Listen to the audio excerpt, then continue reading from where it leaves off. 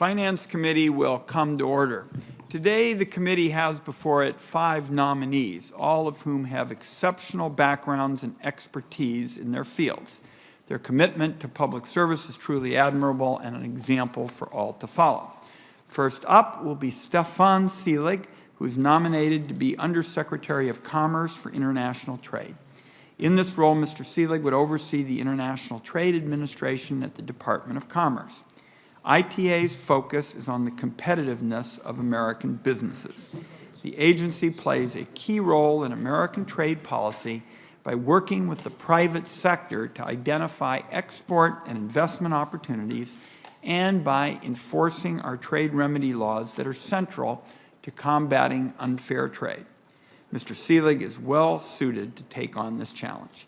He knows how to navigate in the global economy, and he understands what our businesses need to be competitive. If confirmed, he must ensure that we step up enforcement of our trade remedy laws.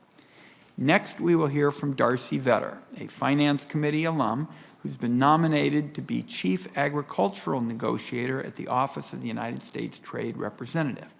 If confirmed, Ms. Vetter will have the important task of being the lead trade negotiator to take on the tariff and non-tariff barriers that are imposed all over the world on American agricultural exports.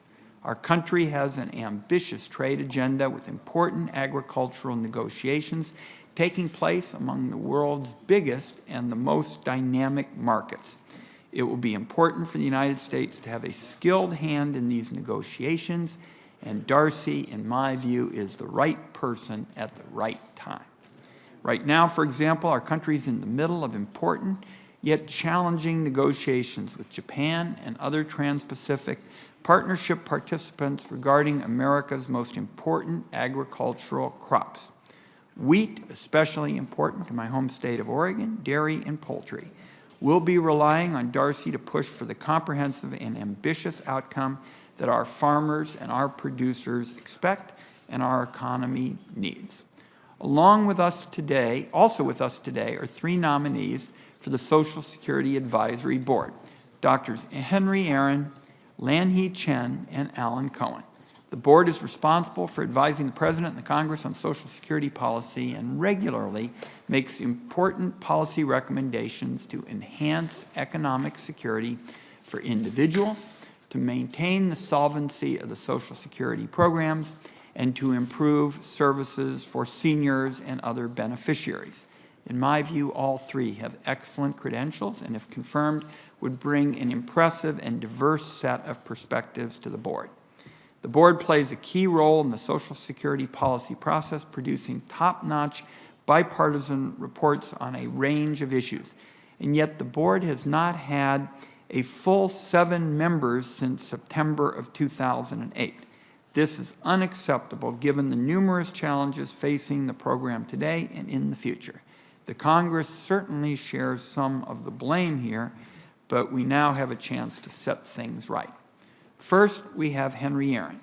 Dr. Aaron has had an illustrious career in both the public sector and academia, including over 45 years with the Brookings Institution. I commend the President for this excellent choice. Dr. Aaron is one of the country's foremost experts on Social Security, and his many publications and contributions to the program make him an invaluable asset. And it is with a bit of disappointment that I note that this is Dr. Aaron's 2nd appearance before the committee. His previous nomination was the first ever to have votes against it in committee, and I think that is regrettable. We have 3 nominees before us today. In my view, they are all well qualified and hold strong views. Individual senators may disagree with those views, but that disagreement should not cause the committee to oppose their service on this important and, I would note, bipartisan advisory board. I urge my colleagues to support all 3 nominees so we can get the board back to full strength. Next is Mr. Lanhee Chen, also nominated to the Social Security Board. Dr. Chen, in my view, has a stellar academic record and has made valuable contributions in a number of policy fields, including Social Security. If confirmed, he will bring a distinct and valuable perspective to the board. Finally, we have Alan Cohen. Dr. Cohen has had a long and prestigious career in public service. We all know him from these very rooms, from the halls outside the Finance Committee. We thank him for his decade of service here on the Finance Committee. His knowledge of budgetary matters and Social Security is simply unmatched, and I know that personally because I have asked his counsel on many occasions. His wide range of experiences in both the Congress and the federal government give him a level of expertise and insight the board will surely benefit from. In short, all of the nominees here today are well qualified to take on the challenging tasks before them, and my hope is that they will be confirmed as soon as possible. Senator Hatch, our ranking member, is not here. When he arrives, he will give his opening statement. So I want all witnesses and members to know that when Senator Hatch arrives, he'll give his opening statement.